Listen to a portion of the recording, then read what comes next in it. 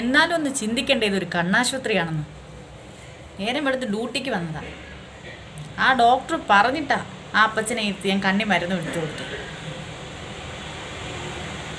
Doctor എന്നോട് കണ്ണി മരുന്ന് ഒഴിക്കുക ഡയലേറ്റ് ആവട്ടെ എന്ന് പറഞ്ഞു. അതിന് മരുന്ന് ഒഴിച്ചു കൊടുത്തതാ. അവസാനം ഡോക്ടർ ഒന്ന് ചീത്ത വിളിച്ച്. എന്ത് കാര്യത്തിനാ? ഒരു കണ്ണാശുപത്രിയല്ലേ, മരുന്നൊഴിച്ചു കൊടുക്കണ്ടേ?